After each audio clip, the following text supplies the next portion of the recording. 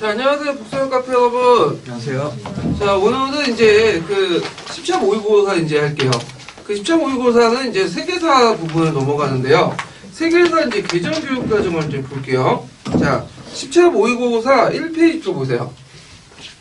자, 10차 모의고사 1페이지 이제 보면, 그 보충자 보면, 세계사 과목 성격하고 세계사 과목 목표가 있는데, 내용을 좀 보시면 알겠지만, 그 세계사도 마지막 단락에 역사적 사실 이해, 역사자료 분석 해석, 그 다음에 역사정보 활용 의사소통, 이 5가지 내용도 있죠. 이게 다시 반복이 돼요. 그리고 그 앞부분에 이제 그 세계사 과목 성격 보면 되게 내용을 보면 전에 있었던 내용하고 비슷비슷해. 말을 약간 어미가 좀 다를 뿐이지 비슷비슷하거든요. 그래서 개정교육 과정이 이제 세계사하고 동아시아사는 크게 변한 건 없어요. 내가 봐도. 근데 이제 크게 변한 거는 한국사 부분 있죠. 그 부분만 좀 변한 뿐이죠. 자, 그러면 세계사 이제 내용을 이제 볼게요. 거기 이제 첫 번째 단락은 그냥 넘어가고요. 두 번째 단락부터 이제 보면 여기 이제 그 오늘날 세계화는 우리의 삶에 영향을 미치는 중요한 요소 중에 하나다. 그래서 이제 상호 의존성이라는 말 있죠. 그래서 심화된 상호 의존성. 키워드 좀 체크를 해놓으세요. 상호 의존성. 그 다음에 여기 보면 핵기조 확대시켰다. 그 다음에 또 하나의 키워드가 보이죠. 상호 교주. 예, 상호 교주. 그리고 이걸 통해서 지역 간 갈등. 교주와 갈등. 이거 좀 기억을 해주시면 되고요. 그 다음에 세 번째 단락을 이제 보면 거기에 이제 그 세계 시민으로서 이제 소양을 누리는 과목이 된다. 그래서 세계사 목적이 나와 있고, 그 다음에 네 번째 단락을 보면요. 여기 보면 이제 그 세계사에 다루고 있는 그 세계사를 다루고 있는 지역, 범위, 이걸 이제 얘기를 하고 있는데, 여기에서 이제 그 뭐냐면, 키워드는 뭐냐면, 거기에 문화권 있죠. 문화권. 예. 그래서 그 7차 개정도 되게 정근대에서는 문화권으로 편성이 되어 있어요. 문화권으로. 예. 그리고 이제 여기 좀 알아둘 것은 뭐냐면, 예전에도 한번 얘기했는데, 예전 개정교육과정까지는 주 기타사를 되게 강조했죠. 그러니까 이제 뭐 남미사, 심지어는 우리가 잘 모르는 오세아니아사. 근데 최근에 이제 또 새로운 교육과정에서는 기타사가 비중이 좀 약해졌어요. 약해졌는데 그 이유가 뭐냐면 그 기타사를 너무 강조하다 보니까 쓸데없는 내용까지 다 많이 알아야 된다는 거예요. 그래서 그 현장에 있는 역사 선생님 얘기 들어보니까 우리가 그곳까지 갈 필요가 있냐. 오세아니아나 뭐 아프리카나 저기 남미의 인디언 역사까지. 그래가지고 요런 내용을 축소시키고 주로 이제 예전처럼 서양사, 그 다음에 중국사, 일본사, 우리가 관련된 나라들 있죠. 거기에 내용이 더 심화됐다. 이런 식으로 이제 예전에 교육감이 얘기를 하더라고요. 그래서 요거는 아마 그 정권이 바뀌어도 그대로 갈 것 같아요. 요거는요. 그래서 저 생각도 바람직한 것 같아. 모든 나라의 역사를 다 알 필요 없잖아요. 예. 그래서 이제 있는데, 자, 하여튼 있고, 그 밑에 세계사 과목에 대한 어떤 그 영양, 무슨 것을 키워야 될 것인가. 그래서 한 대여섯 가지가 있는데, 요 부분은 아까 언급한 한국사, 동아시아, 역사, 매일 반복된 후렴구죠. 네, 이거 꼭 외워두세요, 부분. 자, 그 다음에 세계사 과목의 목표 있는데, 앞에 이제 성격하는 내용들 계속 이제 말만 바꿔가지고 얘기하는 것 같아요. 그래서 뒤에 넘어가 보면, 그래서 이제 구체적인 목표가 있다. 마가 있죠. 요거 한번 읽어볼게요. 네. 읽어보시겠어요? 목소리 좀 크신 분. 잘 될까요? 지구상에 존재하는 여러 지역의 문화와 가치를 이해함으로써 세계 속의 한국인으로서 정체성을 함양한다. 지역의 종교와 문화, 정치 체제와 가치관의 차이에서 발생하는 사건이나 갈등을 역사적 맥락에서 파악하고 그런 과정을 통해서 문제 해결을 위한 역사적 사고 능력을 배양한다. 인류의 역사를 구성하는 여러 지역이 점진적으로 통합되어가는 과정을 탐구하여 세계가 오늘날과 같은 상황에 이르게 된 원인과 과정을 이해한다. 여러 지역 사이에서 이루어진 문화적 교류가 인류 문명 발전에 기여했던 사실을 탐구하여 세계 시민의식을 기른다. 세계사의 주제와 관련된 자료를 비교, 분석, 비판, 종합하는 활동을 통해 미래 사회를 전망할 수 있는 역사적 안목을 키운다. 자, 가에서 이제 그 핵심 키워드는 뭘까요? 세계 속의 한국인이죠. 세계 속의 한국인. 그 다음에 이제 나에서 이제 핵심 그 키워드는 갈등이죠. 갈등. 그 역사적 맥락. 예, 이런 것들, 문제 해결. 이런 것들이 키워드고요. 그 다음에 다에서 이제 볼 것이 뭐냐면 통합이죠. 통합.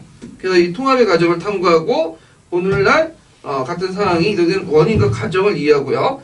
그 다음에 이제 나는 문화적 교주 이런 것들이 키워드고 세계 시민 의식 이렇게 이제 보시면 되고 그 다음에 이제 거기 밑에 많은 그 앞에 한국사 동아시아에 있는 내용을 또 후렴을 하고 있어요. 똑같은 과목만 바꾸고 그래갖고 그걸 통해서 비교 분석 비판 종합 그건 앞에 있는 내용도 계속 반복이 되거든요. 그래서 비교 분석 비판 종합 4개의 키워드는 외워두세요. 예. 자, 그래서 이것도 키워드 중심으로 공부를 해주시는 게 좋을 것 같아요. 이 부분도. 예. 자, 그래서 이제 이렇게 보고요. 근데 요즘에 하도 정치적 상황이 어수선하다 보니까 뒤에 또 교육과정 부분이 안 나올 수도 있을 것 같아요. 그래서 오늘 이제 뉴스를 보니까 지금 박근혜 씨가 대통령 안 부를게요. 예. 박근혜 씨가 거기에 이제 기소장, 공소장에 공범이라고 이제 적신해놓고 지금 그 야권 대선 주자들이 모여가지고 탄핵한다고 하거든요. 그럼 탄핵을 하면 분명히 거기에 이제 집권 정지가 탄핵이 통과되면 집권 정지가 될 수 있고 그 박근혜가 주도했던 이 교육과정 부분이 이제 걸림돌이 돼가지고 시험 안 될 수가 있거든요. 그러면 문제가 안 나올 수 있겠죠. 근데 이거 정치적 상황에 따라서 안 나올 수도 있을 것 같아. 그러면 만약에 안 나오면 어떻게 할 것이냐 이것도 좀 생각을 해봐야 되거든. 그러면 요번 연도 말고 이제 내년에 새롭게 실시한 교육과정 말고 11년 교육과정 있죠. 그게 나오거나 아니면 그 예전에 1차부터 7차까지 교육과정 한 번씩 쭉 나왔잖아요. 그것도 나올 수가 있을 것 같아요. 그래서 예상 외로 그렇게 이제 나올 수가 있으니까 그것도 한번 공부를 해주세요. 맨날 이게 여기만 공부해두다가 갑자기 다른 문제가 튀어나와 버리면 골치가 아프잖아. 예. 그래서 만약에 박근혜가 탄핵당했다. 그러면 요거는 접고 이제는 예전 교육과정이나 파란책에 있는 교육과정을 쭉 한번 정리해 보시는 것도 좋을 것 같아. 근데 탄핵이 질질 끌다. 안 됐다. 그러면 이거 봐야 되겠죠? 예. 자, 하여튼 묻자고 하는 얘기가 아니라 그런 것 같아. 제 생각에는 지금 추세를 보니까. 자, 그래서 이제 이렇게 이제 보고요. 그러면 10차 이제 모의고사 이제 볼게요. 1번인데 1번도 이제 키워드 내용을 찾는 거예요. 자, 여기 보면 이제 오늘날 세계화는 우리의 삶에 영향을 미치는 중요한 요소 중에 하나이다. 자, 전 지구적 차원이 심화된 뭘 써야 되겠죠? 상호 의존성. 예. 그래서 상호 의존성은 문화와 역사적 경험이 다른 여러 국가와 지역의 하나의 생활권을 통합시켜 개인의 활동 영역을 확대시켰다. 하지만 세계화를 통한 뭐죠? 상호교주죠. 예. 교류의 진전은 그래서 민족, 인종, 종교 갈등을 대립을 심화했다. 근데 이거는 지금 그 미국의 대선에도 볼 수가 있죠. 대선에도. 예. 그래서 이제 세계화에 대해서 그 반발해서 지금 상식 밖의 인물이 단성됐죠. 트럼프라는. 이 트럼프가 내세웠던 것이 미국 제일주의, 세계화 반대인데 그 세계화에서 이제 소외됐던 이런 그 백인 하층 계급 사람들이 트럼프를 찍었단 말이에요. 그래서 만약에 좀 의식이 있는 그 뭐냐면 그 교수님 같으면 요런 걸 골라서 문제를 낼 수 있을 것 같거든요. 예, 그러니까 세계화가 꼭 좋은 건 아닌 것 같아. 그게 뭐냐면 일부는 불을 평준시키는 불을 독실을 시켜서 세계화를 통해서 자본을 집중시키는 어떤 하지만 많은 사람들은 소외당하거든요. 그래서 그 소외당하는 사람들이 그 세계 곳곳에 있고 이런 것들 이제 브레시티라든지 트럼프를 찍는 형상으로 이렇게 나타나잖아요. 예. 그래서 이런 거와 좀 약간 국제 시사하고 관련돼갖고 한번 연결시켜서 보시면 될 것 같고요. 자, 그 다음에 2번을 이제 볼게요. 2번. 자, 2번은 이제 뭐냐면 그 유추와 관련된 건데 유추는 자주 나오는 그 기출주제 하나죠. 그래서 최근에 좀 안 나온 것 같은데 나올 가능성이 됐어요. 이제 요 유추는. 그래서 유추와 관련된 건데 포적사하고 기반사례 부각 대상 있는데 자. 포적 대상은 이제 뭐냐 그 설명한 대상이죠. 내가 이걸 설명하려고 했는데 애들이 이해를 못해. 그러면 뭘 해야 돼요? 종전에 애들이 이해하고 있는 기반 사례 설명 모델을 가지고 설명을 해야 되는데 근데 설명할 때 어떤 점을 더 부각시킬 것인가 이것도 같이 생각을 해봐야 되겠죠. 예. 그래서 이제 유출할 때는 우리가 우리는 차이점만 생각하잖아요. 근데 차이점뿐만 아니라 공통점도 같이 생각을 해야 돼요. 그래서 유추는 무슨 학습하고 연결되죠? 공통적 차이점 딱 나오니까 비교학습의 한 방법으로서 사용될 수 있다. 그래서 유추가 상당히 좀 나올 수 있는 그 주제 중에 하나니까 정리를 좀 해두셔야 되는데, 자, 그러면 관련된 그 내용을 이제 볼게요. 2페이지 보세요. 자, 이 유추적 설명 부분은 이제 제가 남색책 부분에서 이제 발췌를 했어요. 자, 일단은 유추적 설명에서 알아둘 것은 뭐냐면 개념이에요. 정의. 그래서 제가 이제 거기에다가 설명 방식의 정의, 유추에, 그건 이제 예전에 한번 기초에 나왔던 거거든요. 그래서 비슷한 동형을 가지고 이제 설명을 하는 방식인데, 자, 그 다음에 이제 활용할 때 이제 알아둘 것은 기반 사례하고 포적 사례의 용어 정확히 좀 외워두시고요. 그래서 이제 어떻게 활용하냐, 주로 경력고사들이 사용하는데, 자, 활용하는데, 첫 번째는 학생들 친숙한 사물과 일반적 경험을 바탕으로 학생들이 잘 알지 못한 역사적 사실을 추리한다. 예를 든 게 이제 보면 끈질긴 생명을 갖고 온갖 역경을 극복하여 자라는 야생화 민주주의를 서로 비교하면서 민주주의가 험난한 과정을 통해 발달했음을 추리한다. 이렇게 이제 볼 수가 있죠. 이것도 이제 유추라고 하는데, 근데 이거 엄밀히 말하면 유추는 아니에요. 이거는 비유다, 비유. 비유라는 것은 유추는 역사 사례를 가지고 얘기하는 거고, 그리고 비유라는 것은 역사적 사례를 설명하는데 비역사적 사례를 가지고 얘기를 하는 거야. 문학적 서사나 수사 같은 걸. 근데 이제 되게 남색 측에서는 이걸 유추로 그냥 같이 묶고 있어요. 근데 임돈이나 뭐 구상을 보면 비유라고 구분시키고 있거든요.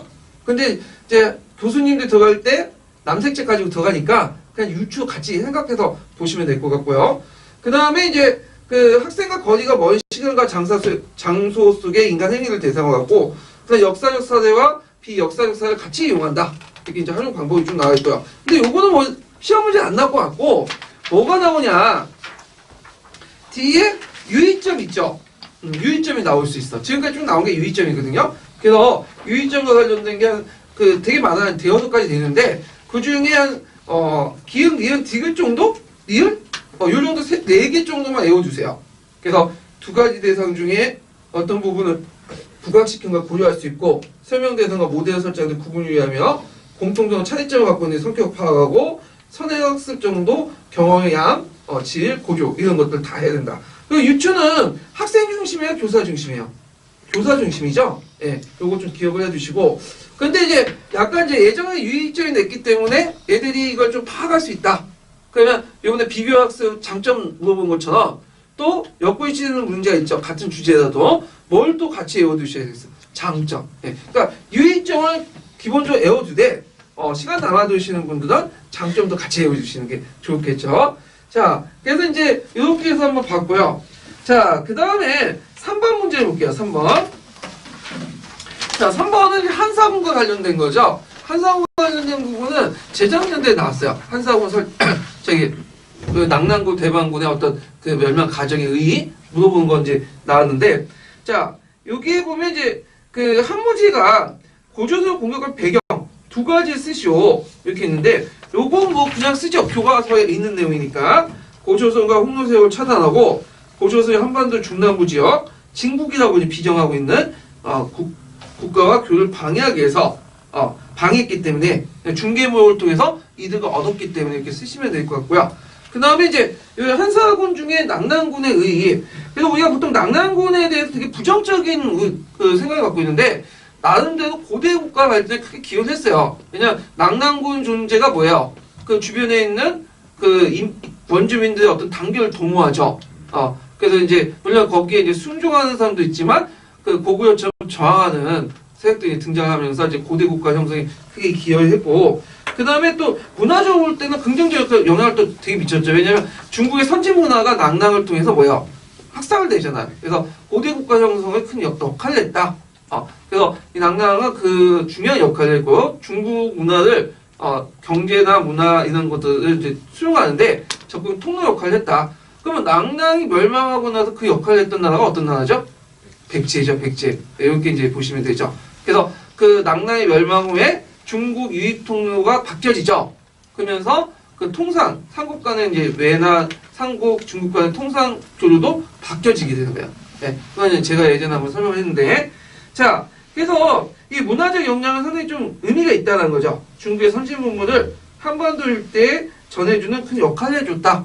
기억을 해두시고요. 그러면 한사군에 대해서 한번 좀 더 보죠. 자, 거기에 보면 이제 한사군이 이제 4개가 있어요. 낙랑, 진번, 인근, 혼도. 무식한 교수님은 이거 다 쓰라고 나올 수는 있겠지만 안 날 것 같고, 그 중에 대방은 낙랑에서 떨어진 그저 항해도 일대에 이제 있었던 걸 보고 있고, 그 다음에 한사군의 성격에 대해서는 교과서에서는 뭐냐면 하나의 독립군이었다.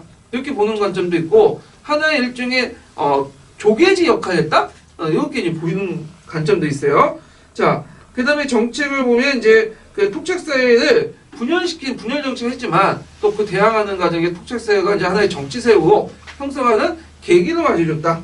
그리고 이제 낙랑 나오면 8조군과 그 나올 수 있는 뭐 60여 조군 이렇게 같이 이제 보시면 되겠죠. 자, 그래서 낙랑도 한번 나올 수가 있으니까 좀 기억을 해두시면 될 것 같고요. 자, 그 다음에 4번을 볼게요. 자, 4번은 구한말과 관련된 부분인데, 구한말 합해정리사업, 이렇게 했어요. 그래서 임명 게시판에 보니까 구한말 나온다, 구한말 나오니까 꼭 보시라고 이제 하시는 분인데, 그 의미 없어요. 구한말은 한 문제씩 나와. 다 봐야 돼. 구체적으로 찍어주려면 뭔가, 찍어주셔야지, 뭐, 구한말 보라고 하는데, 구한말 뭐 다 보시고 안 보겠어요? 예. 자, 합해정리사업과 관련된 건데, 합해정리와 관련된 부분은 예전에 객관식 때, 특히 2차 기출 때 좀 많이 나왔어요. 예. 그래서 1차도 예전 나왔고, 그래서 이제 한번 나올 수 있는데, 자, 뭐, 시간 관계상 뭐, 이게 구한말 합해정리까지 다 설명 못 드리겠고, 여기에서만 이제 문제 좀 풀어볼게요. 자, 여기 합해정리 사업 같은 경우에는 이제 그 일제가 내세웠던 명분이 뭐죠? 명분은, 그 당시 이거 잘 모르신 분이 있는데, 명분이에요. 실질적인 목적이 아니라, 실질적인 목적은 뭐야? 일제가 우리나라를 경제를 장악하게 한 거죠. 근데 명분은 백동화 남발을 위한 화폐 유통의 혼란과 이걸 뭐라고 해요? 백동화 인플레이션이라고 하죠. 그 다음에 물가 폭등을 방지하기 위해서 이렇게 하면 되죠. 그래서 예전에 선미진 계획에 명분 써라 3가지 이런 식으로 나올 수 있으니까 이렇게 명분 이런 걸 좀 기억을 해주시면 되고, 자, 그러면 여기에서 기획은 이제 뭐죠? 백동화죠. 예전에도 기출문제 많이 나왔는데 백동화의 법률적 근거, 법적 근거는 뭐야? 신식화폐 장정이에요. 꼭 외워두세요. 예전 시험 문제 나왔던 거죠. 자, 신식화폐 장정은 갑오개혁 때, 1차 갑오개혁 때 이제 한 거죠. 그래서 원래는 신식화폐 발행장정에서 무슨 제를 채택하고 있죠? 근본이. 은본이 화폐제도죠. 예. 은본이 화폐제도인데, 은하가 부족할 경우에는 보조화폐로 백동화, 적동화, 항동화를 이제 보조화폐도 이제 발행할 수 있는데, 문제는 우리나라에 은이 별로 없어. 그러니까 은하는 상징적인 거고 실제로 많이 사용했던 거는 그 보조화폐 백동화죠, 백동화. 예. 그래서 이제 이 백동화를 적당히 찍어내면 되는데 정부에서 많이 찍어내. 그래서 이제 외국인 그 세무사 그 고문이 와가지고 이거 찍어내서 안 된다. 근데 돈이 필요하거든. 그러니까 많이 찍어내고, 또 일본 애들도 이제 뭐냐면 제가 일본에서 백동화 찍는 기계 가져와갖고 또 몰래 주주를 내갖고 찍어요. 그러니까 이제 백동화 인플레이션이 일어나죠. 그래서 백동화 가치가 상당히 떨어졌다. 이런 것들 좀 기억을 해주시면 될 것 같고요. 자, 그리고 선미증식계획 관련된 부분은 선미증식계획 합해정리 사업과 관련된 부분은 그 보충 페이지 4페이지에 있어요. 한번 읽어보세요. 그래서 이제 그 방법으로서 이제 보면 근본이 태안제를 실렸고, 근본이 태안을 왜 실시하려고 했죠? 1번이 그 당시 뭐였죠? 근본이었죠. 근본이 태안. 그래서 일본과의 어떤 그 화폐 시스템, 통화 시스템을 동일화시키려고 했다. 그래서 있고, 그 다음에 백동화 교환 과정에서 부등과 교환이었다는 거. 그 다음에 이제 그 소액 교환을 거부하고 거액 교환을 인정해주고, 교환 기간도 3일에서 7일, 홍 기간도 되게 짧았고, 그래서 일본 상인들의 어떤 사전 정보 제공을 해줬다는 거. 그래서 일본 상인들은 자기가 가지고 있는 저질 백동화는 뭐야? 땅을 구입해놨어. 농촌에 가고, 예를 들어 뭐 시가가 뭐 한 평당 10전이다. 그러면 우리 그냥 50전 줄게 하면서 사대. 농민이 좋죠. 근데 받았어. 근데 화폐정리 사업을 공포해보니까 이 돈이 뭐야? 쓸모가 없는 거야. 그러다 보니까 농가 경제가 어떻게 파탄날 뻔해요. 그 결과에서 체인지 볼 게 뭐냐면 금융공황이 일어났다. 왜냐하면 통화량이 뭐예요? 확 축소되죠. 축소단에. 그래서 그 부동가 교환이 1대1 교환이 아니라 축소동에서 이제 있고 상인이 도산이 됐고 그다음에 그 농촌 경제가 분화됐다는 거.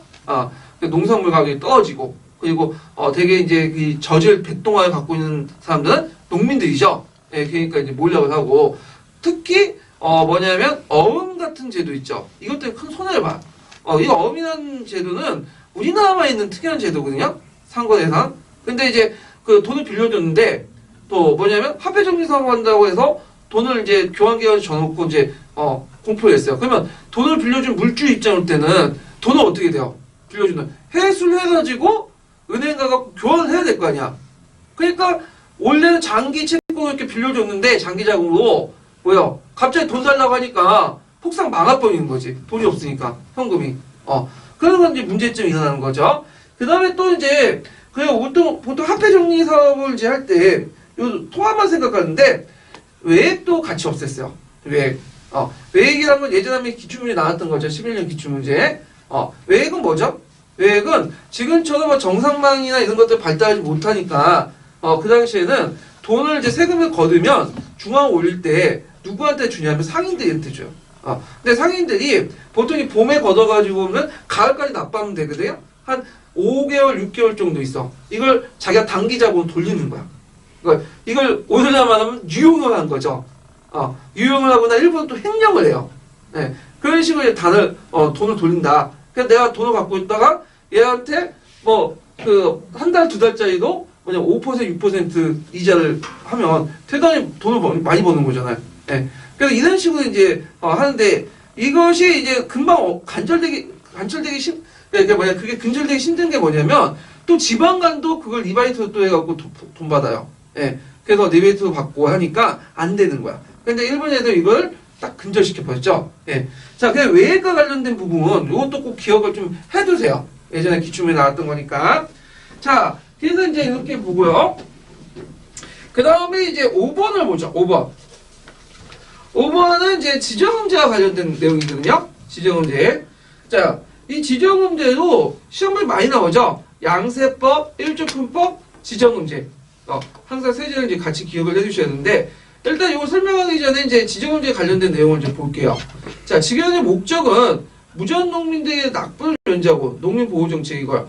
그 다음에 이제 시험에 문제가 나왔던 게 뭐냐면, 지정음제 전에 강의제 때 공부한 게 있죠. 성세 자세정이라는 그 칙령 내용이 있어요.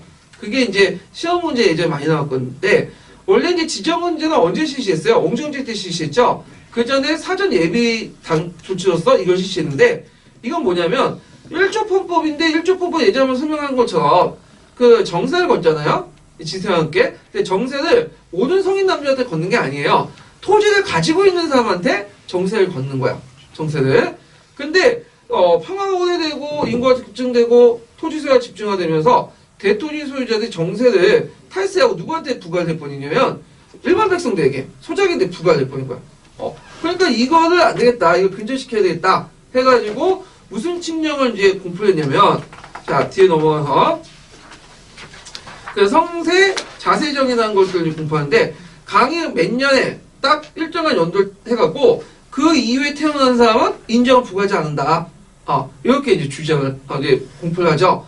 그러면서 이제 그 점점 정세의 총액이 고정되고 정세가 지세를 포함시키는 그런 이제 역할을 하게 되고요. 그럼에도 불구하고 지주와 부호도는 인정을 계속 응립하니까 국가에서 이 부족한 정세를 이웃에게 부과를 해버려. 그러니까 일종의 총액제와 그다음에 뭐죠? 공동납제가 같이 실시되는 거죠. 네. 총액제와 공동납제가. 그래서 근데 이거는 일시적인 뿐이에요. 예. 자, 그래서 옹정제 때 이제 지정음제를 실시를 해서 그 당시 이제 강동을 한번 좀 해보고 15점 운영한 다음에 아예 정세를 지세에 포함시켜 버리죠. 정세라는 세목이 없어지고 그러면서 이제 국가의 성격이 변화되는데 의도하지 않지만 동계도 나오고 이제 개간 동양사에도 나오는 부분인데 이제는 그 국가가 지주제를 용인하고 토지 소유자의 기존 신사 지배체를 확립했다. 그래서 예를 들어 항저운동이 나오면 그 누구 편을 들어요? 지주 편을 드는 거죠. 왜? 지주가 내는 세금이 부세의 전부니까. 그런데 이제 어떤 분은 이런 식으로 얘기하죠. 그러면 예전에는 항저운동이 일어나면 국가가 지주 편을 안 들었냐? 들었죠. 지금도 있잖아. 국가단 조직은 있는 편 되잖아요. 있는 자에 위한 건데 그 당시에 마찬가지야. 근데 여기에서 강조한 것은 그만큼 예전에는 그랬지만 그 후는 더 그랬다는 거죠.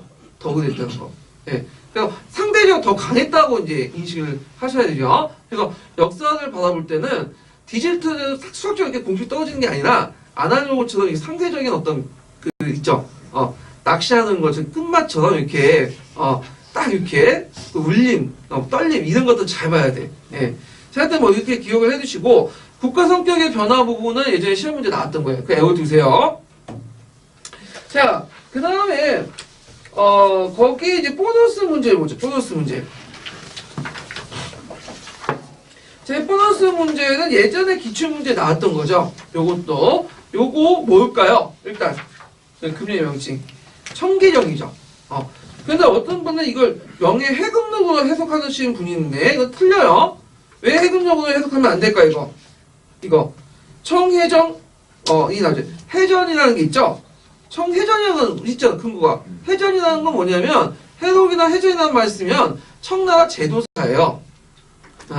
그러니까 이걸 명나라 때 그 뭐냐면 해금령으로 해석을 내면 안 되는 거지.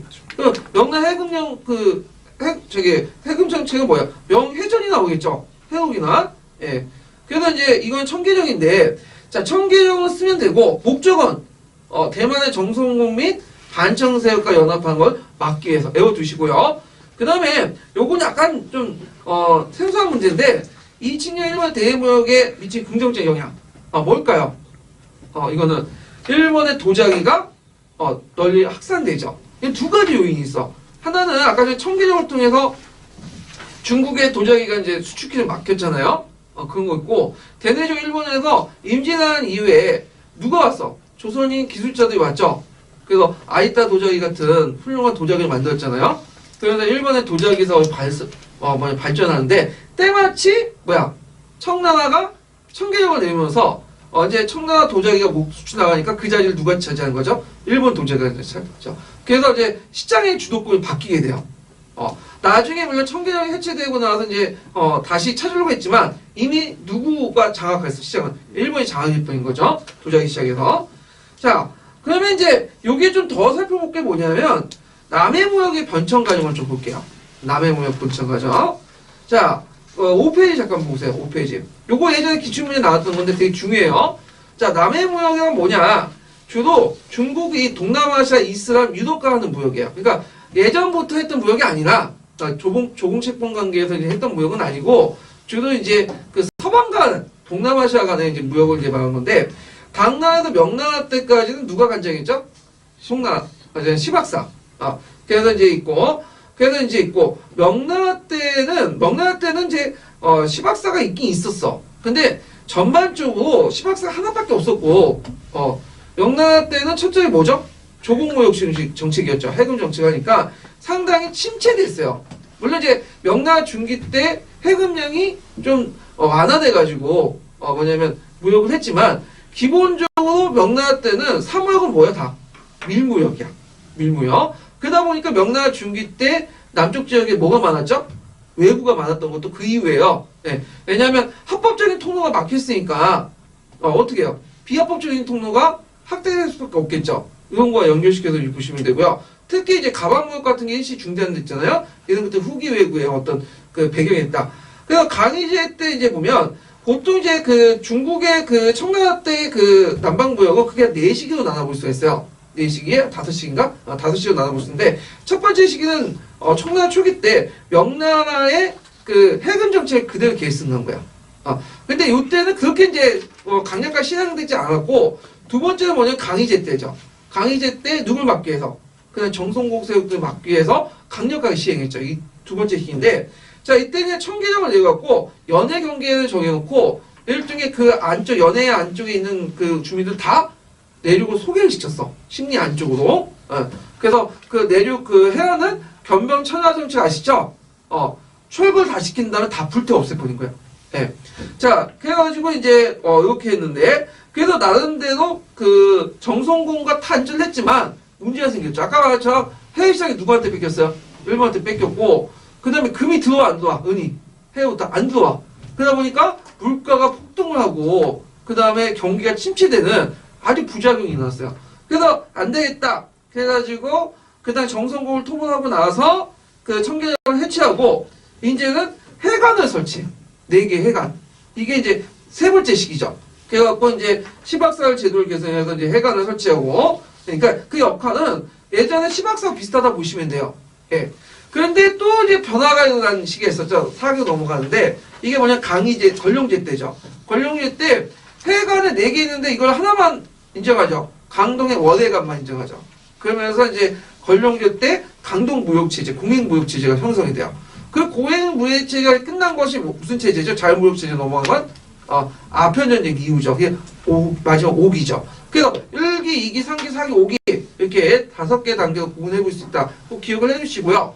그래서 요번에 이제 청라 경제사 전공하신 분이 이제 들어간다는 소문이 있는데 아마 청라 경제사에서 나올 게 기출 딱 보면 나와요. 딱 3군데밖에 없어. 하나는 지정은제, 또 하나는 청계령, 또 하나는 요 남해무역의 어떤 그 제도 변화 이런 것도 있고 굳이 이제 청라 경제 외에도 좀 외연을 확장시키자면 명말총초의 사회경제사 요 정도? 왜냐면 이게 서로 연결되어 있거든요. 명말총초니까. 그래서 경제사 부분도 한번 좀 기억을 해두시는 게 좋을 것 같아요.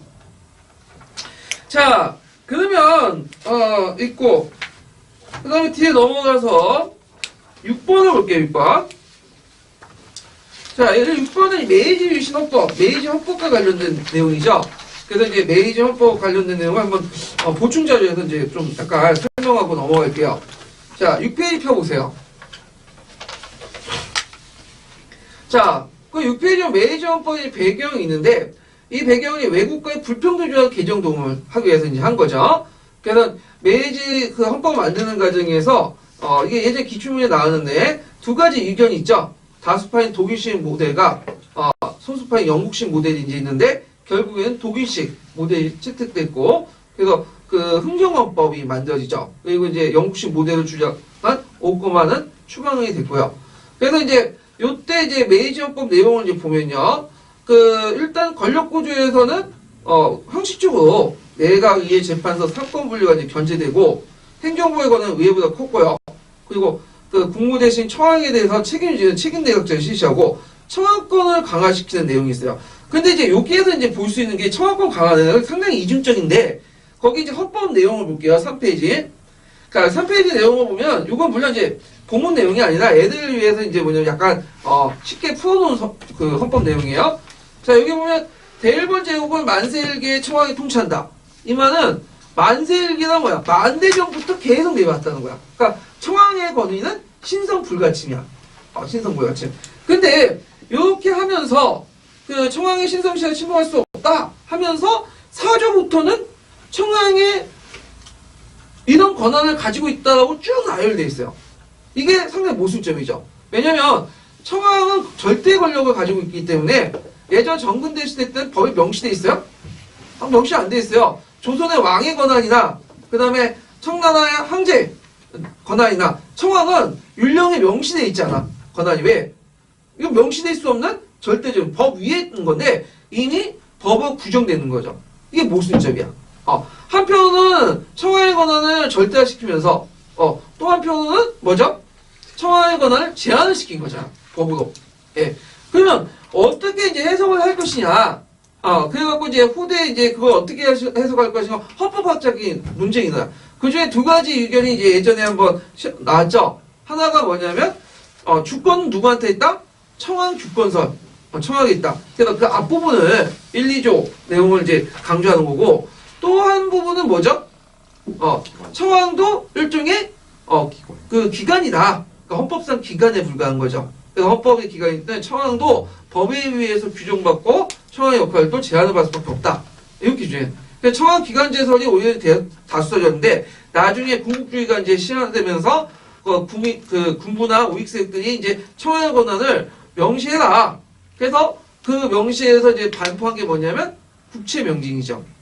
그래갖고 꼭 법률이 나올 때마다 거기에 뒷에는 앞이나 뒤에는 뭐 청왕이 주권을 가지고 있다는 걸 명시해. 왜냐면 메이지 헌법에는 그 내용이 없어요. 권한만 쭉 나열됐지. 예. 그래서 이런 것도 있는데 그 지금은 그 우리는 대통령 뭐죠? 대통령이 주권을 갖고 있는 게 아니죠. 국민이 주권을 갖고 있고 대통령 뭐예요? 위임받은 거죠. 헌법상 뭐예요? 헌법상 그 기관이죠. 헌법기관이에요, 그냥. 예. 근데 지금 헌법기관이 지금 그 저게 문제가 있어서 그런 건데, 자, 하여튼 그 내용도 좀 기억을 해주시고, 그 외에도 이제 메이저헌법 내용을 보면 그 청왕이 권력을 거의 대부분 행사한다. 심지어는 입법권이나 예산 심의권 같이 의회가 가지고 있는 것도 제지를 할 수 있어. 만약에 입법을 한다, 그럼 마음에 안 든다. 그러면 청왕이 뭐냐면 비준을 거부할 수도 있고, 입법보다 더 뛰어난 긴급칙령권이 있어요. 긴급칙령권 내리면 완전 정지되는 거야. 그래서 유신시대 때 그 있죠? 긴급조치. 그거 비슷해. 다 배운 거예요. 예, 다 깎기 마사하고 배운 거지, 일본한테. 예. 자, 그 다음에 예를 들어갖고 예산. 의회에서 집행하면 된다. 만약에 그 예산의 심의권도 거부하고, 통과 안 시켰다. 그러면 전년도 예산을 끌어다 쓸 수 있어. 지금도 그렇잖아요? 전년도 예산을 끌어다 쓰는 거죠. 예. 그래서 이제 이런 식으로 있고, 그래서 모든 권한을 갖고 있다라는데, 근데 주의할 것은 청왕이 모든 권한을 갖고 있다고 해서 청왕이 모든 걸 다요? 그게 아니죠. 실제로 청왕 밑에 있는 따까이들이 다 대응을 하는 거죠. 예. 이렇게 이제 보시면 돼요. 그래서 청왕제인데, 청왕이 모든 권한을 갖고 있다고 하지만 이건 헌법에 있는 내용이고, 실제로 그 청왕제를 운영하고 있는 그 밑에 군벌이나 재벌들, 이런 사람들이 정치를 운영했다. 이렇게 이제 보시면 되겠죠. 자, 그래서 이제, 이중적 성격 쓰시면 되고, 메이저헌법의 의 좀 기억을 해주세요. 그래서 이제, 그 메이저헌법의 의는 일본의 근대국가 제도의 틀을 갖췄고, 헌법의 제정에 따라 국가 권력을 행사에 따른 법적 태도를 마련하고, 중의원 선거를 통해 의회가 구성된 점은 입헌체의 형식적 완성을 보였다. 우린 동의하기는 좀 힘든 내용이지만, 일단 그 아타나사 있으니까 좀 외워두시고, 자, 그 다음에 7번을 볼게요. 7번은 뭐와 관련된 내용이냐면, 그 찰스 1세 있죠? 찰스 1세 정치와 관련된. 요거 이제 예문은 권리 청원과 관련된 내용인데, 자, 찰스 1세와 이제 그 제임스 1세의 정치 과정을 좀 볼게요. 자, 7페이지 볼까요? 7페이지. 자, 스튜어트 왕조가 이제 제임스 1세부터 이제, 시작됐는데, 투도 왕조의 마지막 왕이 누구죠? 엘리바스 여왕이죠? 네, 엘리바스 여왕은, 천연 늙어죽기 때문에, 아들이 없어요, 자식이. 그래서 그 조카뻘로 이제 하는, 그, 스튜어트 왕조의 제임스 1세, 원래는 이제 스코틀랜드 6세라고 불렸던 사람이 잉글랜드에서 제임스 1세가 되죠. 그러니까, 이 제임스 1세는 잉글랜드 왕이면서도 또 뭐냐면, 스코틀랜드 왕이에요. 연합왕국의 왕이 되는 거죠. 그래서 이 제임스 1세 정치를 보면 이 사람은 첫째 왕권 신수자죠. 그래서 그 자유왕국가 진정한 법이다 논문도 쓰고, 그래서 이게 예전에 시험문에 나왔죠. 작년에 나왔어요. 신문으로. 그리고 이제 종교 정책도 이제 보면 제임스 1세는 첫째 국교의 정책이야. 이 사람은 오리지널 국교예요. 자신도 감리교 계통의 사람들이에요. 그래서 이제 신교 계통인데 자기 어머니는 카톨릭 쪽에 있는데 원래 이 스튜어트 왕조 계열들이 이제 카톨릭을 주로 믿거든요. 근데 이 사람은 좀 특이하게 신교를 믿어요. 그래서 영국 국교인데 요것을 왜 국교를 강조하냐? 자기 신앙 차원에서 이거 강조하는 것보다는 이 사람은 뭐냐면 이걸 이용해서 뭐죠? 왕권을 강화시키려고 했던 거예요. 그리고 양 반대쪽에 있는 카톨릭과 청교도는 탄압을 해요. 탄압을 하죠. 네. 그래서 청교도인들이 이거 못 살겠다 해가지고 밖으로 나가잖아요. 그 다음에 이제 카톨릭 같은 경우에는 의회에 이제 폭탄을 설치해가지고 폭발 사건이 있고, 그 다음 우리가 가이포커스라고 이제 유명하죠. 뭘로 유명해요? 가이포커스가 이제 할 때 가면으로 유명하잖아. 지금 집회 가보면 촛불 집회 가면 가이포커스 가면 막 나오잖아요. 예. 하여튼 이렇게 있는데, 근데 이 사람의 이제 아들인 찰스 1세 때는 이 사람도 영국 국교회주의야. 근데 이 사람 좀 결이 달라. 자기 아버지는 나름대로 딱 그 정통 국교회인데 얘네는 국교회 중에 파벌이 많은데 뭘 강조하냐면 고파교회. 고파교회는 어떤 사람들로 구성된 카톨릭. 그러니까 영국 국교회 중에 카톨릭 의식이 제일 강한데요. 그러니까 카톨릭을 지원하고 싶은데 근데 너무 까놓고 지원할 경우에 뭐예요? 반발이 많으니까 영국 국교회 중에 카톨릭 의식이 강한 고파 교육을 강한 거죠. 그러니까 이 고파 교육을 강하니까 예전에 정통 뭐냐 국교회나 아니 청교들이 어떻게 더 반발이 클 수밖에 없겠죠. 예. 그리고 또 자기가 믿는 것을 어디도 강요해. 스코틀랜드도 강요하니까 스코틀랜드 장로교들이 가만히 있겠어요? 들고 일어나고 발라 일어나고 그러는 건데, 자, 이 사람은 의외로 싫어했어요. 그래서 이제 어쩔 수 없이 이제 에스파니아 프랑스 전쟁을 정비가 부족하니까 이제 권리총을 이제 통과시켰죠. 이게 예문에 있는 건데, 그렇지만 그 이후에 의회 없이 정치를 해버린 거야. 한 십몇 년 동안. 그때 의회에 거치지 않고 자의적인 가세를 하죠. 그 대표적인 가세가 뭐냐면 선박세야. 자기 아버지 덕세를 부과하더니 이제 선박세를 부과했는데, 이걸 계기로 해갖고 이제 불만이 쌓이게 되고, 그리고 친카톨릭 정책 때문에 또 스코틀랜드 장로교 반란이 나고, 결국에는 그 반란을 진압하는 과정에서 의회를 소집을 하죠. 그러면서 뭐가 일어나는 거야? 청교도 혁명이 일어나는 거죠. 예. 그래서 이런 내용들 좀 기억을 해두시면 돼요. 그래서 거기 7번 문제를 보면요, 방향, 왕과 국교의 주의를 내세워서, 이 고파교를 내세워서 국교를 카톨릭하죠. 친카톨릭 정책을 내세웠고요. 그래서 색은 뭐죠? 선박세. 만약 선박세 내용을 쓰다가 하면 쓰시면 되겠죠, 그 내용을. 예. 그 다음에 이제 나중에 명예혁명이 끝난 후에, 명예혁명이다. 왕정복구가 된 다음에 찰스 2세, 제임스 2세는 뭐죠? 친카톨릭인데, 요때 친카톨릭 정책은 앞에 이제 찰스 1세 친카톨릭 정책과 달라요. 요때는 까놓고 얘기하죠. 카톨릭을 직접. 예. 그리고 개인 차원, 믿음 차원이야, 이거는. 그래갖고 이제 이게 좀 다르다. 그리고 명예혁명 이후, 왕정복구 이후에 의회를 장악한 사람들은 청교도 세력들이 아니에요. 어떤 세력들이요? 영국 국교의 세력들이에요. 오히려 청교도도, 물론 집중적인 타격은 아니지만 카톨릭과 달리, 카톨릭처럼 이제 의회에 이제 대부분 박해를 받지 않았지만, 박해를 받았어. 그때 이제 보면 이제 청교도 목사도 막 쫓겨나고 그래요. 예. 그래서 결국에는 언제 종교의 자유를 완전히 하죠? 명예혁명 이후에. 그래서 이제 이때부터 청교도들이 영국 국교에 완전히 벗어나가지고 독자적인 교회를 만들 수 있는 것을 허용을 해주죠. 간용법이라는 그 법이죠. 그래서 이제 이런 것들 좀 기억을 해주시면 되고요. 자, 그래서 이제 영국의 청교도 혁명과 관련된 부분, 그리고 쿠놀도 시험 문제 나올 수 있어요. 예, 쿠놀도 좀 보시고. 자, 그 다음에 이제 8번 문제 볼게요. 8번. 자, 8번은 시틀러와 관련된 부분이야, 시틀러. 그래서 요즘에 떠도는 소문에 의하면, 시사시하면, 시틀러 관련된 부분도 나온다, 나치즘, 파시즘인가? 전공하신 분도 이제 들어갔다는데, 은근히 임용시험에는 시틀러가 인기가 많아요. 예. 자, 근데 시틀러는 진짜 이게 좀 특이한 사람인데, 뭐냐면, 이 사람은 지금 최순실처럼 부정부패 안 했어요, 진짜. 정치할 때 돈 한 푼도 안 받아먹고, 술, 담배 안 하고, 그리고 돈도 안 받아먹고, 그리고 독서 강의였다고 그래요. 그래서 매일 독서하고, 공부하고, 근데, 이상하게 그렇게 하는데, 수천 명을 수백만을 죽였죠. 예? 그래서 최순실 그래도 인간적이네요. 이게. 인간적인 지도자가 좀 낫긴 나. 시틀러보다. 그래서 하여튼, 시틀러가 깨끗하긴 깨끗했어. 근데 문제는 뭐냐? 많은 전쟁을 일으켜서 많은 사람을 죽였죠. 예. 그게 이제 문제인 거지. 자, 거기에서 가와 나 지역인데요. 자, 가는 여러분들 예전에 이거 예문은 어제도 많이 봤던 거죠? 시험 문제 나왔던 거죠? 예. 그래서 이제 04년 기출, 02년 기출 문제 봤는데 저도 요때 봤어요. 그래서 합격했어. 2차에서 떨어졌는데 이때는 진짜 높은 점수 또 받았거든요. 그래서 하여튼 있는데 요 나지역은 슈텐텐이죠. 슈텐텐이고 그다음 나는 어디냐면 단친이에요. 예. 그러면 여기에서 요구한 이유를 쓰는데 제가 좀 약간 명확하게 이제 좀 수정을 할게요. 공통 이유.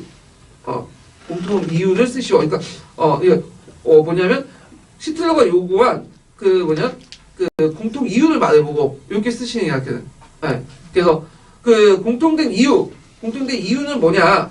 요 지역에 어떤 사람들이 많죠? 독일 지역이요. 독일. 그래서 이제 슈텐텐이라는 데는 거의 90%, 여기도 거의 90%. 근데 단지는 왜 독일한테 안 넘겨주냐? 이게 원래는 국제연합의 자유도시 관리야. 근데 실제 폴란드가 관리해요. 이 지역을. 왜냐면 단지가 넘어가면 폴란드가 내륙국가가 되는 거야. 내륙국가. 그리고 독일이 좋죠. 어디가 연결돼 있죠? 여기 보면 동프리센 지역과 연결되죠. 프로시아가 이제 동프로시아 지역인데, 요 지역은 예전에 독일 기사단들이 개척했다가 나중에 프로시아 형태에 봉합한 지역이거든요. 갖다 바친 지역인데, 이 지역하고 이제 떨어져 있잖아. 그래서 이 단지를 떨어뜨기, 단지를 폴란드한테 주면서 사실상 요 지역을 떨어뜨리려고 한 거죠. 그래서 시틀러가 나중에 이제 단지냐 뭐냐면 독일 본토와 동프로시아를 지역을 하랑 지역과 달라는 이유가 그런 이유야. 같이 붙기 위해서. 근데 하랑은 이제 폴란드인이 많지만 단지는 독일인이 90% 많아요. 그러니까 공통된 이유가 뭐겠어요? 독일 지역이기 때문에, 독일이 많이 거주했던 지역이기 때문에. 참고로 독일이 패망한 후에 이 지역은 어디로 갈까요? 이 지역은 지금 오늘날 러시아 영토로 가요. 동프가시아요. 그래서 러시아나 저기 오늘날 백러시아 있죠? 예, 이쪽 지역으로 넘어가요. 이제 이 지역. 왜냐면 소련이 독일이 폴란드 칠 때 소련도 같이 쳤죠. 그래서 바이샤와 그 동부 지역은 다 소련 영토로 넘어가죠.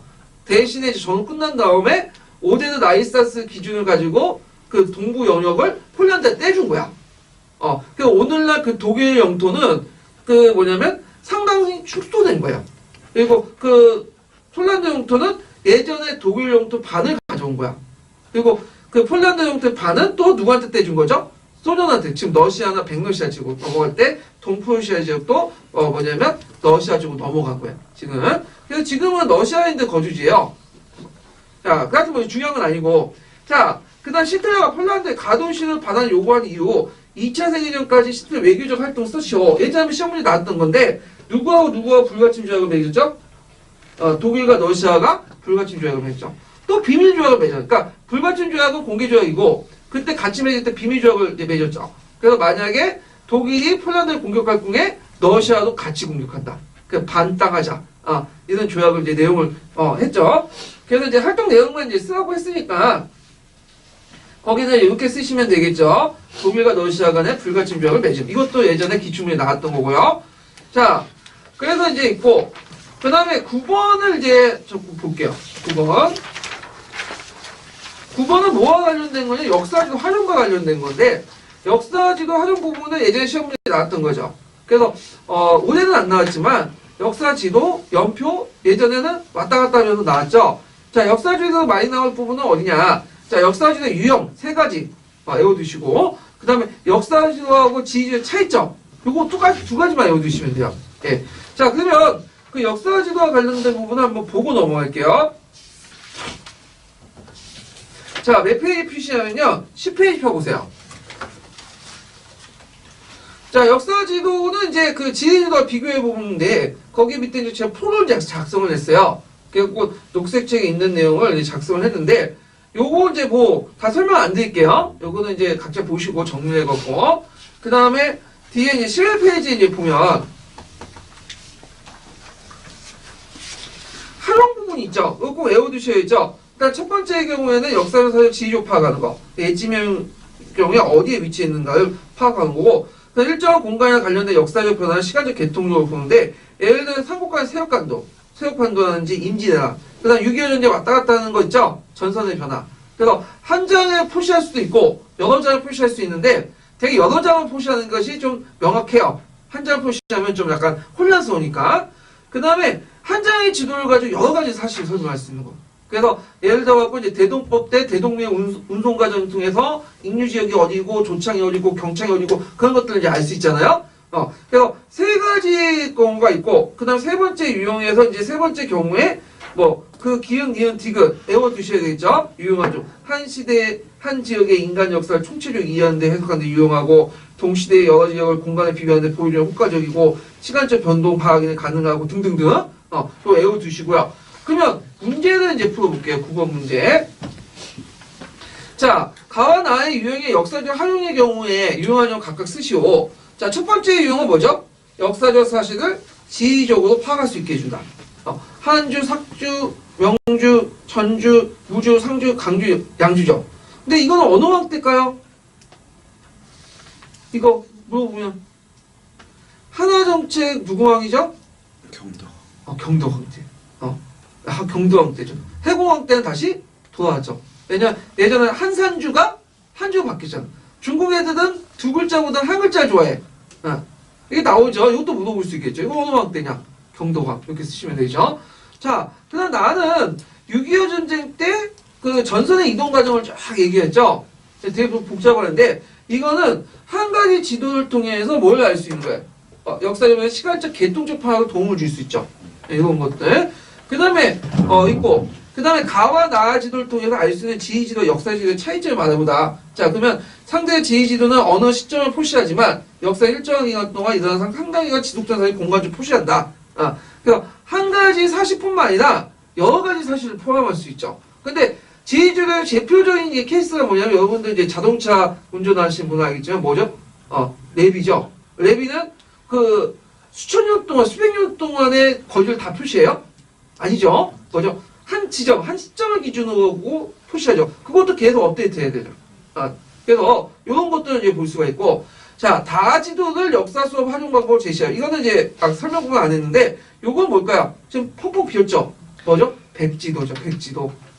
백지도. 백지도는 어떻게 하냐? 자, 녹색책에 나온 것처럼 일종의 단원이나 일정한 단원이 학습이 끝난 다음에 학습 결과를 정리하거나 평가용, 이제 줄 때, 사용할 수 있다. 이런 것도 이제 보시면 되겠죠. 백지도. 백연포도 마찬가지예요. 이거는 백지도 백연포의 기능. 자, 그래서 이제 이렇게 있고, 그 다음에 그 10번을 볼게요. 10번. 10번은 뭐와 관련된 내용이냐면 도병마사 관련된. 네. 그래서 도병마사 부분은 시험 문제 많이 나와. 그래서 고려의 그와 조선의 중앙정치 중에 시험 문제 나오는 건 조선은 아니라 고려인데 고려의 중앙정치 부분에 특히 도병마사, 도평의사사. 그래서 요 표도 예전에 그 객관식 기출문제 때 10년도 기출문제를 응용해서 낸 거예요. 응용해서. 그래서 가는 뭐죠? 도병마사. 나는 뭐죠? 식목도감이죠. 도병마사 식목도감은 무슨 제도예요? 겸직제죠. 행두제죠. 예. 근데 그 간철 격이 도병마사가 높아요? 식목도감이 높아요? 도병마사가 높죠. 그러니까 높은 사람의 급도 더 높아. 그래서 도병마사 제일 높은 사람은 판사고, 근데 이에서 식목도가 좀 아래인 사죠. 예. 그래서 이제 판사 같은 경우에는 주로 이제 재신들이 겸직을 해요. 근데 이제 있고, 그 다음에 이제 그 사 같은 경우에는 이제 성제라고 해갖고 좀 한 단계 낮은 사람들이 겸직을 하고, 이렇게 이제 있고, 주로 이제 어디 가냐, 중추원, 추밀 있죠? 이 사람들이 겸직을 하는 거죠. 그 다음에 사는 중추원 추밀, 그 다음 부사, 판관, 녹사, 이속, 이런 것도 있다. 이렇게 좀 보는데, 자, 가의 기구의 명칭은 뭐죠? 도병마사. 역할은 쉽죠? 군사기밀과 국방상의 중요한 업무. 그 다음에 나의 거기에 기역에 들어가 있는 간청은 뭐죠? 중소문화성. 이렇게 쓰시면 돼. 중소 재신이고. 나의 기구, 이게 식목도감인데, 식목도 역할 쓰는데 잘못 썼네? 명칭을 써버렸네? 네. 식목도감은 의뢰나 재정, 의뢰 같은 것들 이제, 제정하는, 의뢰나 이런 것들 이제, 국가의 중요한 제도나 격식을, 제정하는 그런 기관이죠. 예. 요거 나중에 추가 다시 해드릴게요. 예. 그래, 이건 뭐 그렇게 어려운 문제는 아니에요. 예. 그러면 도병마 식목도감은 언제 만들어졌죠? 현종 때. 예. 그래서 선종 때 만들어지기 시작해서 현종 때 만비됐다. 이렇게 보시면 되겠죠. 그래서 선종 때 신문 28조에 꼭 같을 필요가 없다. 그 당시에 만든 기구, 이렇게 입장해갖고 도병마 식목도감 쓰면 맞아 틀려요? 틀리죠? 그때는 그냥 조그만 맹아 상태였어. 이렇게 보시면 되겠죠. 그리고 여기에서 안 나왔지만 도병마사의 후신 기구가 뭐죠? 도평의사사죠. 그래서 도병마사와 도평의사 넘어가는 과정에서 어떻게 이제 그 권한이 강화됐나? 그 내용이 예전에 한번 기출문제 나왔잖아요. 그것도 같이 정리해 주세요. 기출을 풀면서. 자, 그래서 이제 이렇게 이제 풀어갖고 11번 문제 볼게요. 11번. 자, 11번 문제 보면 뭐냐? 이거는 고려시대 때 천문학, 아니 조선시대 초기 때 천문학인데 조선 초기 때 천문학이 좀 발달됐어요. 그래서 보통 조선 전기, 특히 15세기 때는 천문학, 과학기술 이런 것들이 발달됐죠. 어디에 영향을 받는 거예요? 고려 말기 때 원나라에 영향을 받는 거예요. 원나라 이제 원나라 좀 세계적이잖아요. 그래서 세계 각국과 교류하면서 중동, 특히 이제 이스라엘 지역의 천문학이다, 지리학 이런 것들이 여기 원나라를 통해 고려 들어오게 된 거야. 그래서 나름대로 조선 초기 때는 이런 지식을 바탕으로 해서 좀 그 과학적이고 실용적인 어떤 문화들이 발달됐죠. 근데 이게 막히게 된 게 뭐예요? 16세기 들어와서죠. 사인들이 집권하면서. 자, 그러면 여기 보면 이제 그 내용을 보면 자, 다음은 조선 중기 때, 아니 조선 초기 때 천문화의 발전 내용이다. 가와 나에 들어갈 것을 보자. 가는 청상 열차 분야 지도. 그 다음에 나에 들어갈 것은 칠정산이죠. 특히 이제 청산 열차 분야 지도는 시험에 나왔던 거죠. 원래 이제 고구려 천문도가 평행선에 발견되면서 그걸 만들었던 건데 일종의 지금 보면 이제 하늘의 별자리를 적어놓은 거예요. 근데 이게 되게 정치적 의미가 있죠. 왜냐면 이때는 어떤 시대야? 조선이 그 건국했던 시기잖아요. 그래서 조선이 이제 청명을 받아서 건국했다. 때마침 뭐가 나온 거야? 예전에 사라졌던 천문도가 나와버린 거야. 좋죠. 그래서 이걸 이제 판관을 해갖고 역대 왕들이 그 전국에 뿌리기 시작한 거야. 그래서 이거는 정치적 목적도 상당히 강하다. 그래서 조선의 건국 이념이 왕조 정치 구현에 있다는 걸 말해준 정치적 상징물 역할을 했다. 이런 것도 좀 기억을 해두시면 될 것 같아요. 그 다음에 칠정산의 제작 배경이 뭐죠? 우리나라는 삼국시대에 중국의 역사를 했는데 중국 베이징하고 서울 시각이 15분 정도 늦죠? 네. 그래서 안 맞는 거야. 특히 일식이나 월식 같은 데는 안 맞아. 그러면 이 일식, 월식을 잘 파악해갖고 하늘 제사 지내고 해야 되는데 시차가 안 맞으면 어떻게 해? 이 왕으로서 역할 못하는 거 아니야? 자, 그래서 이런 것들 좀 기억을 해주시면 될 것 같아요. 칠정산하고 청산열차 분야지도 그 다음에 여기는 안 나왔지만 또 추구기도 있고 그 다음에 또 예전에 시험 문제에 나왔던 것이 앙고일구 있죠. 앙고일구. 네. 그래서 그거 해식에 관련된 그거를 좀 기억을 해주시면 되고 자, 그 다음에 12번 문제 보죠. 12번. 자, 11번과 관련된 내용은 뭐냐면 이익과 관련된 내용. 이익은 이제 보는데 이익과 관련된 내용들 이제 보기 전에 잠깐 그 신학자 역사인식 좀 볼게요.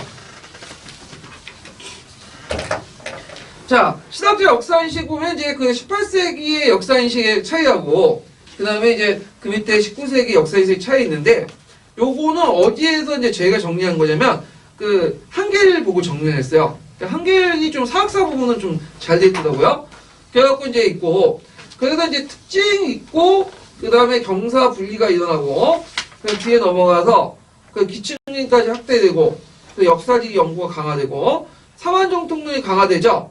그 다음 북사사상 영향을 받아서 이제 있는데 리은은 19세기가 관련된 거야. 그 리은은 18세기가 관련된 거고 그 다음에 이제 그 밑에 보면 성호사설 관련된 건데 성호사설은 이제 거기에 제시된 게 뭐죠? 사만정통론이죠.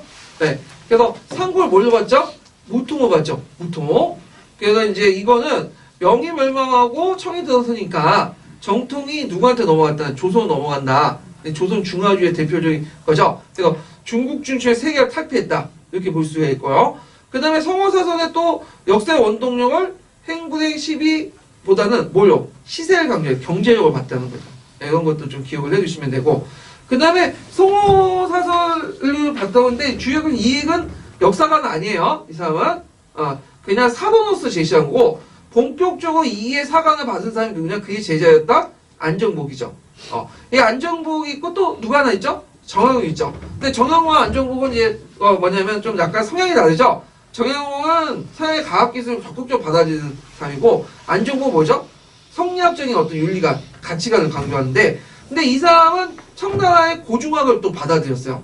그래서 이제 그 사만정통을 깔고 그 밑에 이제 영역적으로 고중학을 사만정통을 영역적으로 깔고 그다음 그 밑에 고중학을 통해서 문헌정보를 통해서 이제 검증을 통해서 역사를 서술했는데 그 최초의 역사책이 뭐냐? 동사강목이죠. 이 동사강목이 상당히 의미가 있는 게 뭐냐면 예전의 역사책은 그 윤리서하고 역사서가 서로 일치돼 있죠.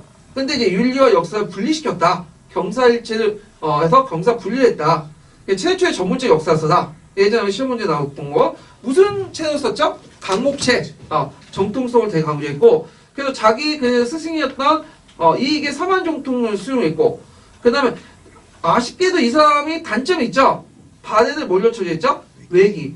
근데 기록은 해놨어. 왜 기록을 해놨냐 하면 그 당시 그 바대는 우리 땅에 있었기 때문에 이렇게 이제 기록을 한 거죠. 그렇지만 우리나라 역사가 아니라 말갈족의 역사다. 이렇게 이제 보는데, 요것도 꼭 나쁘게 볼 필요는 없어요. 왜냐면 그 당시에는 청나라가 만주 원료고 있어가지고, 우리하고 자기하고 같은 조상이 난 걸 엮으려고 했거든. 그러니까 요게 그 말갈족의 나라, 물론 이제 고구려 계승했지만 말갈족이 많은 발해와 우리를 엮어버릴 수 있는 거 아니야. 그래서 이런 측면에서 이제 거부하는 것도 있긴 있어요. 자, 하여튼 뭐 이렇게 있고, 그 다음에 동사는 예전에 설명했죠? 이종이가 썼던 동사. 그래서 그때 그 발해구 이전에 뭐죠? 발해를 고구려 역사로 이제 본 거죠. 이 사람이. 그다음 아방간역고 정약용 같은 것도 지리학적 관점에서 이제 했던 거고. 그래서 아방간역고도 동국지교조와 함께 우리나라 고대사를 한강을 기준으로 해서 남방계, 북방계 이렇게 이제 구분을 했던 거죠. 자, 그 다음에 19세기 때 역사가는 좀 달라요. 19세기 때 역사가는 종전 18세기 때 그 사만정통론이 해제되고 영역적인 역사관이 아니라 뭐죠? 기납적인 역사관. 얘가 이제 문헌고중학적 어떤 가사는 다 없애버리고 그래서 대표적인 게 예전에 한번 시험 문제 났던 해동 역사. 그 다음에 발해고. 그 다음에 연려시 기술. 그래서 예전에 해동 역사 발해고는 한번 시험 문제 달렸죠. 그래서 제 생각엔 발해고가 시험 문제 나올 가능성이 많아요. 왜냐면 예전에 기출 문제 나왔던 거기 때문에 그래서 발해고 좀 기억을 해주시고. 그 다음에 연려시 기술이 있는데 연려시 기술은 그 야사예요, 야사. 그래서 이제 우리가 보통 이제 역사 전원이나 그 어쩌다 어른이나 그 보면 재밌는 얘기도 있죠. 그 정사에 나와 있는 게 아니에요. 뭐죠? 야사에 있는. 대부분 그 출처가 보면 연려실 기술이야 다. 그래서 우리가 한흥차사 있죠. 한흥차사 역사 사실 아니죠. 그 어디 기억했죠? 연려실 기술. 이런 것들 좀 기억을 해주시면 될 것 같아요. 자, 그래서 이제 이렇게 해서 이제 보면 되고 그럼 관련된 문제를 풀어볼게요. 자, 12번 문제 보면 다음과 같은 주장을 한 조선후기 시작자를 써보고 그 저자가 삼국 이전의 정통을 생각한 삼국을 말해보시오. 요거를 딱 보면 이익과 관련된 거죠. 네, 이익. 그리고 삼국 이전의 정통을 생각했던 삼국. 그래서 삼국 이전의 정통을 생각했던 건 뭘까요? 단권, 기자, 만. 이렇게 보죠. 네, 단권, 기자, 만. 단권은 우리의 시조이기 때문에 그런 거. 활동적 시조죠. 기자는 뭐죠? 문화적인 거죠. 문화적 개통성 때문에. 중간에 누가 빠졌어요? 위만 있죠. 위만은 왜 뺐죠? 예? 위만은 찬탈했잖아. 그러니까 역사적 실체를 인정하지 않는 게 아니라 찬탈했기 때문에 정통이 없다는 거죠. 그 다음에 그때 찬탈할 때 기자의 자손일 때 준이 어디로 건너간 거야? 사만. 그 중에 제일 중에 만이죠. 그래서 사만 정통이 나오죠. 그러면 삼국은 왜 무통을 봤을까요? 자, 주자의 이론에 따르면 하늘에 달이 아니 해가 한 개밖에 없죠. 그러면 해가 세 개가 있으면 있을 수가 없잖아. 그래서 병립된 국가의 경우에는 하나만 보는 게 이제 주자의 원칙이에요. 이게 주자의 이론을 봤는데 그때 주자의 강목 그 원칙을 따는 거야. 이 주자의 견해. 네. 그래서 이제 거기에 있고 그 다음에 기획의 인식 일정한 정통이 없으면 마땅히 어떤 체계에 따라야 된다? 자치통과 강목을 따른다. 이게 이제 그 한계에 있거든요. 그래서 자치통과 강목이 큰 영향을 받았다. 이렇게 보시면 되겠죠. 자, 그러면 자료 B는 뭐냐면 이것도 이익이 말한 건데 자, 오늘날 중국은 대지 가운데 한 조각의 땅에 불과한다. 크게는 구주도 한 나라고 작게는 초도 한 나라고 재단. 자, 이거는 이익이 말한 건데 뭘 보고 말했어요, 이건? 예전에 시험 문제 나왔던 거죠. 조선후기 때 청나라부터 뭐가 들었죠? 공영만국 정도가 나오죠. 그 공영만국 정도를 보고 중국도 보니까 한 그 지구에 한 덩어리에 불과하다. 이게 이제 큰 인식을 준 거야. 그러니까 중국의 그 중심의 어떤 그 역사관이 한 지역의 지도를 보고 바뀌게 된 거죠. 그래서 지리학적 인식이 역사학적 인식에 영향을 주는데 이건 이뿐만 아니라 그 당시 신학자들이 많이 영향을 줘요. 예. 그래갖고 이런 것들 좀 보시면 될 것 같아요. 그래서 중국 중심의 세계관에 탈피했다. 이렇게 이제 쓰면 되는데 이거는 못 쓸 수는 없겠죠? 답을 줬는데 내가 이미. 요거 문제 틀려버리면 이제 틀린 거예요. 이런 것들. 자, 그 다음에 뒤에 넘어가서 이제 13번 문제 볼게요. 13번 문제 보시면 왜 뜯어먹는 문제가 여기 튀어나왔나 이렇게 보는데 가끔씩 뜯어먹는 문제가 튀어나올 수도 있어. 당황할 수밖에 없겠죠. 난 준비를 안 했는데 그때 이제 당황하지 마셔야지. 당황하면 틀려. 이런 걸 보면 이거 어떻게 푸냐 이렇게 했는데 모르는 거는 뭐죠? 일단 제껴두죠. 자, 하여튼 요거 이제 문제 푸는데 사건의 명칭은 요거 딱 보니까 이제 뭐예요? 이거는 그 금고와 관련된 거죠. 당고의 와 관련된 건데, 당고야죠. 당고야. 그래서 그 당시 청류하고 탕류가 쌓았죠. 그래서 탕류세력들이 이제 청류를 탄압을 하는 과정에서 청류세력들이 뭐예요? 금고형을 해요. 요때 금고형은 뭐죠? 벗어나지 못한다. 그래서 1차, 2차 이렇게 했는데, 사건은 당고야와 관련된 거고요. 그러면 당인이라고 했는데, 이 당인이라는 건 무리를 지어가지고 황제의 권한에 도전하는 사람, 되게 부정적인 의미야. 그럼 요때 당인은 건 누가? 청류죠. 요건 탕류의 입장을 쓴 거니까. 예. 자, 그 다음에 이대 형성 배경은 뭐냐? 나양의 태학생과 제하의 지식인들이 한간의 부정 비판하면서 여론을 조성했기 때문에. 그러니까 예전에는 이제 한건 이선제를 통해 호족들이 어디로 올라갔어요? 중앙관중 진출했잖아요. 근데 그 통로가 바뀌게 된 거야. 왜냐면 나중에 후한 때 들어가면 한간들이 이제 날뛰게 되죠. 요즘에 이제 문제가 된 십상시 같은 한간들이 이제 해가지고 한계 주변에 있으면서 자기 주변의 사람들과 그 다음에 호족 중에서도 일부 이제 한간대가 결탁한 세력들만 이 간직 제도를 통해서, 그러니까 한건 이설을 통해서 뽑아요. 청구하면 주로 그 탕류들이 주로 올라가죠. 그러니까 일반 호족들은 뭐예요? 기존에 간직 올라갈 수 있는 통로가 어떻게 막히게 되는 거죠. 그러니까 이 사람들이 내세울 것이 뭐가 있을까요? 탕류는 좀 더럽다. 자기는 그만큼 깨끗하다. 이런 걸 강조하면서 뭐가 돼요? 청류라고 하면서 인물평가를. 그래서 제일 깨끗한 인간들이 어떤 사람들이냐? 등급을 나누죠. 그래서 좀 돈이 많은 사람들은 좀 낮추고, 그 다음에 깨끗한 순서에 따라서 얘기하게 되는데, 이게 어느 정도 초창기 때는 괜찮았어. 근데 이것이 이제 청류 집단들이 나왔던 등급표가 한 대에서만 끝나는 게 아니라, 대대손손 계속 재생산하죠. 그러면서 삼국시대 때도 그들 간에 또 네트워크가 형성되고, 남북조 시대 때 남조 내려가면서 또 그들 간에 또 네트워크가 형성되면서 그 기준, 가문의 등급이 어떻게 된 거야? 위진남북조 시대에 반영이 된 거죠. 근데 위진남북조에 반영된 그 가문의 등급은 예전 100년 전, 200년 전에 그 조상들이 만들어 놓은 거고, 실제로는 그 당시 그 상황은 상관없는 거죠. 그런데 불구하고 이제 문벌귀족사회를 형성하는데 악영향을 미친 거다. 영향을 미친 거다. 이렇게 이제 보시면 되겠죠.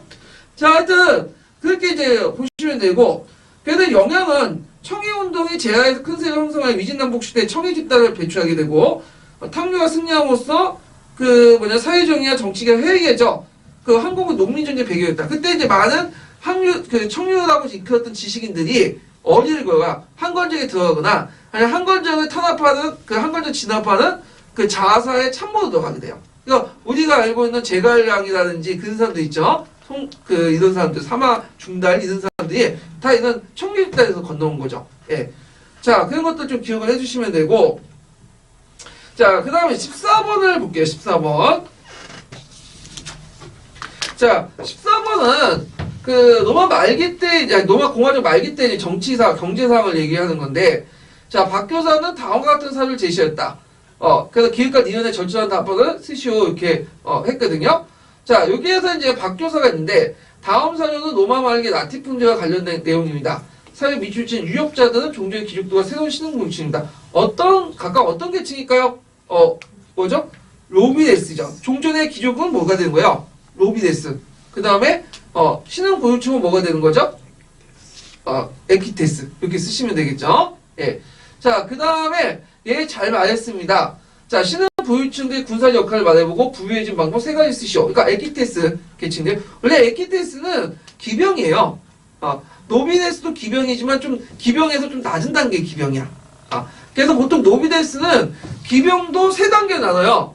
1등급 기병들은 주로 이제 종전에 파트리키와 이제 통합권 형성되고 뭐가 된 거죠? 노비데스가 된 거고, 그 중에 기병 중에 낮은 단계 기병도 있죠.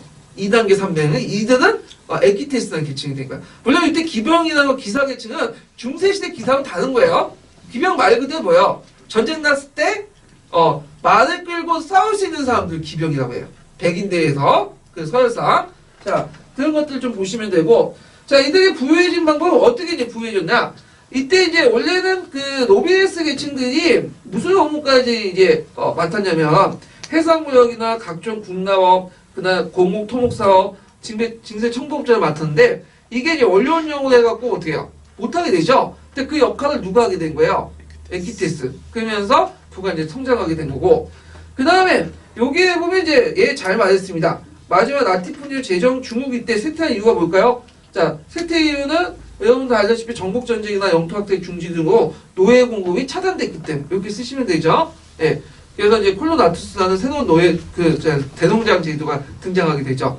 자, 이런 것들인데 이런 문답사 교수학습상은 절대 수업에서 안 해요. 애들이 그렇게 수준이 높지 않아요. 예. 그냥 여러분들 상대로 얘기하는 거야, 지금요. 예. 자, 그래서 이제 이렇게 이제 해가지고 전공 A는 끝났고 좀 쉬었다가 전공 B로 넘어갈게요. 예, 써주세요.